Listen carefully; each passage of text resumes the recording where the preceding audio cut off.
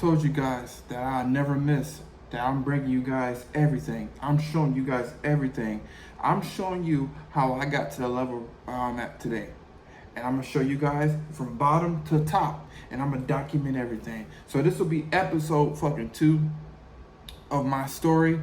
And this is a really big one because we all have desires. We all think when we get to that next best level that our life is just going to be so perfect. I'm telling you guys, everything is the same. You just go to a different level. When I bought my first car, when I bought that Chrysler Sebring in school, in high school, that first car, that 2004 Sebring, it was the best feeling ever. I think buying that car was more of a greater feeling than me buying my Corvette. Because when I bought my Corvette, I already knew I was going to get that. I already knew I was capable of getting a Corvette. You see what I'm saying? It was because I put in the work to get the Corvette. That didn't make me happy.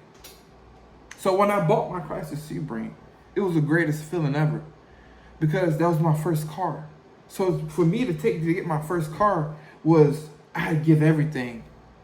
I worked hard for that shit. Blood, sweat, tears. It was my first car. I was 17. It was tough. I had to go to school, did 40 hours a week of work, and I just gave it my all. And then after that Chrysler Sebring, I bought my Ford Focus. I bought that during COVID. I didn't put no work into that because I traded my, gradually I did work, but I traded my Chrysler. I wrecked my Chrysler Sebring. And I got my first credit card and I was building up my credit. And that's when I first got my Ford Focus. And that car, I just put my music in. Like I put my 215s in and I just used that car as just, me listening to music. That's when I was in my music phase. I went to high school and we all had competitions who had the loudest music. Some dudes had 212s, I had 215s, and my homeboy Brian, he had fucking 218s in his Ford Focus. And it was a good time with my Ford Focus. And then like I told you guys before, I got broke up with my ex and I was destroyed, and I never lost myself. I always put in the fucking work. So I always tell you guys, it was in me to go to the next best level. It was in me to level up. I never stayed stagnant in my life. I always leveled up. So then I got a 2013, a BMW 650i. And I traded my Ford Focus. At the time, I was working for a car dealership. So we took that car into trade. So I got a good deal on that. And that was my first fucking V8. It was a 2013 650i twin turbo V8 BMW. And that was my first V8, my first fast car that was over 500 something horsepower.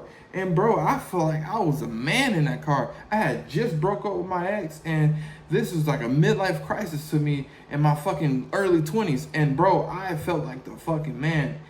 And as I went through, I always wanted more. Each time that I level up to a car, me getting happy having that car went down because I already knew I attracted that level. See, you guys think you're going to get to a certain level. You think you're going to get the muscles. Yes, the muscles give you confidence, but if you don't work internally and you don't work on your mind and get the mindset right, it's going to feel the same, brother. You have to be comfortable with yourself. Yes, get the cars. Get the girl, have the money, but bro, do not let that dictate you when you get to a next level. Oh, it's going to be so much greater. It's going to be so much greater. No, focus on the present. Focus on what you have going on. Become that man before you even get that fucking car. Don't live through your car. I used to live through my car. When I first got, and I was so obsessed with SRTs and Hellcats. I got my first SRT and Hellcat when I was 21. I traded in my 650i and then I moved to the SRT. Bro, that fucking car destroyed me because I just lived through my car. Like, I would post it everywhere. I had to be up front in the parking lot. Like, I had to let everybody know that was my car. Bro, that car was my personality. Sorry to say, but it was my personality. I did no self-work. I thought by me having that fucking car, that would just change my whole trajectory. Nope. I still had to close my eyes, still had to go behind closed doors, and had to still look in the mirror and see that I did no self-work. And then boom. But I always had work ethic. Like I always did my work. I just never had the mindset to actually fully lock in. I was still doing degenerate shit. I was still going around ramming my car up the street. Fucking, I had put straight pipes on the car. Fucking causing hell through the neighborhoods. Doing donuts everywhere. Had multiple girls in my car. It was destroying me mentally and physically. And it was destroying me emotionally. Because I just seen every girl as an opportunity. I seen everything as an opportunity. I just did everything outwardly. And then boom, my life changed when I got my vet. Because I already knew my vet was going to bring attention. I already put in the work. When I already manifest my Corvette, and I'm saying me manifest as me putting in the work because I knew I was going to get the Corvette. And I told God that if I put in the work, can I get this Corvette? And he made it happen. Boom, I got the Corvette. And this is one of my toughest cars because when I first got it, it took hell for me to get it back because the second day I had it, the check engine light was on. Something was wrong with the car when I first got it. And it was my first mid-engine car. I'm hanging around thinking it's a fucking supercar. But I always had that in drilling because each year I level up to each year I level up to a car. So this car was, different from all the cars. I mean, I had an SRT. I mean, bro, I was in the game. That's why I tell you guys to get out of those small towns. You will get humbled real fast if you go to a good city like Miami, Tampa, or New York City, wherever you're at. Go to a big city. You'll get humbled. Get out of those fucking small towns. Because you in those small towns, nobody's really locked in. Nobody has fucking good looking cars. And you would just feel like the man. You need to get around high level people. And that's what I lacked when I got my Corvette. And at the time I had just got out of jail. And this is when God was just working on me. And I'll give you guys a video on that, how I went to jail, how it changed my life into where God had called me and I didn't even know it. All those hardships, all those hard times, God was trying to mold me into the man I am today. But it took me enough time to even realize that what he was trying to do. But that's besides the point. So I had just got my Corvette. Mind you, I had just went to jail like 2 months prior to it. I mean, before I got my Corvette. And I had just got my Corvette. Boom. Second day. I was driving around town showing my car, and then I got a check engine light. Fast forward, it had a bad solenoid. I don't know if I'm selling it right. Solenoid, which is like, Corvette has 8 gears. So one of my gears was fucked up. So it was a recall. And you know what's crazy? Like my luck, this had never happened to nobody. Never happened in the history of Corvette, especially with the C8, it's a new C8. So my car had to be shipped off to the manufacturer. And I was talking to the service advisor. I was like, so when I'm gonna get my car back? When this piece is gonna come? He was like, we don't know. It can be today. It can be tomorrow. It can be, next year, 2 years. We don't know because it's a manufacturer. You're on their time. And I'm like, damn, this is when God was testing me, my patience. And I'm like, fuck, man, you guys can't get it nowhere. He was like, no, bro, we actually never, because for one, they had my car for like 2 weeks. They didn't know what it was until they had sent a specialist in. So after that 2 weeks of them, finding out what it was, then they dropped the bad news on me. And I'm like, fuck, man, like, this, I was like, man, it's always something back to back, back to back, back to back. So God humbled me. I had to be forced to be in a fucking loaner. And it was a Chevy Equinox. Mind you, I told you I lived in my car like I thought I was a fucking man. God will humble you real fast. I'm telling you, he will humble you real fast, bro. So I'm like, fuck, I gotta drive this shit around. And bro, I had to look within. Like, I'm like, bro, I gotta build myself. I can't live through this car because everybody thinks when you get a nice car, and this is a fucking disclaimer for you guys, you're not going to get a lot of girls. You're going to get more dudes than girls. I'm telling you this. You're going to get more dudes than girls. Dudes are going to be on your dick more than girls. And you can't bring them cars into the club. You can't. So you think you're going to get some girls getting this car? Not going to work, bro. You're going to attract the wrong ones, but half of these damn girls, especially good-looking ones, they already been in these cars. They do not care. They don't even know the difference between a Scat Pack and a Hellcat, a Corvette to a Lambo. Motherfuckers, girls think, I'm not going to say guys, but there's some older dudes think my car is a McLaren, but girls think it's a McLaren or Lamborghini. They don't know. They don't fucking know. Some of them do, but most of the majority, they don't fucking know. And I have to realize that. Me in the process of driving that loaner around, and I'm like, bro, like, what am I doing, bro? Like, I need to build myself. I thought I needed my car for validation. And God forced me to work on myself. This is when I first started my personal development journey. This is when I first started getting into the gym. You know, as I started working on myself and I let the outcome go of I'm not going to get my car back and that I'm just going to have to drive this car. Mind you, I still had to make the car payments, I still had to make the car payments for my Corvette while driving a fucking Lauren. It was a really fucked up situation. And, bro, I had to drop that around.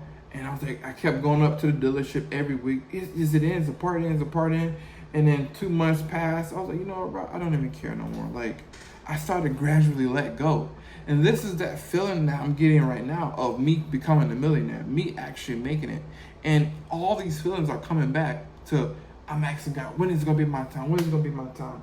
I'm slowly letting go. It will happen not on your time, but it will happen on his time. So 2 months passed by, and I just gradually let the car go. I started working on myself. I started going to the gym. I started putting on some size. I'm like, man, you know what? I don't need that car. And then like another month passed. I got my car back. I bought it in January. So I didn't get my car until March the 9th. And mind you, I already let it go. I already let the outcome go of me getting my car back. And I was like, man, I don't even fuck about this car no more. I kind of fell in love with the Equinox because I started building myself. I started to look within myself. I'm like, damn, I don't need that car no more. And then I finally got a phone ring. Hey, Mr. Parker, we got good news. You know, you got your car back. We fixed everything for you. You can come pick up your car. Mind you, I only had the car for 2 days. So me actually getting the car after 3 months of being in the shop, now I had the new car feeling. And my mom always told me, because I used to give my mom hell. Why is everything not working out for me? You know, this is messed up. Like, make it stop. Everything. I just went to jail. I got in a car accident. Not my car. I can't drive my brand new car. And my mom was like, you're doing all this. And once you get that car back, you're not even gonna want it no more. And that's the feeling I got when I first got it back. I got it. I'm like, all this damn shit I went through, all this stress, and I got the car. And I'm like, man, I don't even want it no more. Like, I wanted my car. I was grateful for it. Like, I was like, damn, I love my car. But I didn't get that same car feeling of me getting a new car. Oh, my God, because I didn't have it for 3 months. I only had it for 2 days. And I'm like, fuck, man. So I'm driving around, you know, and I was still being called. God really wanted me to lock in. So this is when I went to Miami. And I know I already told you guys the story. And then I went to Miami and got humble. I got too fucked up, and it was just the last straw. I almost went to jail for a DUI, and that's when I really locked in. This is why I am where I am today, because last year in May, I had a really wake-up call to where God was calling me to become the best version of myself. So you don't need the car. The car, you don't, bro, once you get it, you're going to get tired of it, bro. You're gonna drive for 3 months and then you're gonna want the next best thing. This is why I tell you guys to be happily dissatisfied. Be grateful for what you have. Thank God for you able to even breathe. Thank God for you able to even get up in the morning to brush your teeth. Thank Him for you actually driving this car. You experience this car. And you gotta work for more. Show Him that you're grateful for more, and He will give you more. You guys just have to have gratitude. Take your time. It will come, bro. You will have that car. I'm telling you. I'm a firm advocate that you will get that car. If you work really hard, show God that you're grateful for what you have, you would get that car. And I'm telling you, brother, work on yourself first before you get the car. Just like you work on your business first, work on yourself first, bro. And then everything else will follow. You will attract things. You get in the car and think you're going to, because that's what us men, we do everything for women. Sorry to say. Yes, we love our cars, but we do everything for them. I don't give a fuck what you guys say. You guys want to look cool with the car. It would happen to me too. I thought I was going to get a lot of girls. You're not, bro. I'm telling you as a guy that, screwed. I'm sorry, but I'm not, glorifying this. I'm talking about as a guy that screwed over 100 women, bro. You're not going to get a lot of girls with it. So you have to fix yourself, work on yourself, and you will attract the things that you want. And I hope this video gave you guys a little bit of clarity of how, buying your dream car will hurt you. To be honest, it will hurt you if you don't do the work. So do the work on yourself while you're working for your dream car. I love you guys. Keep fucking going, and you better not fucking miss.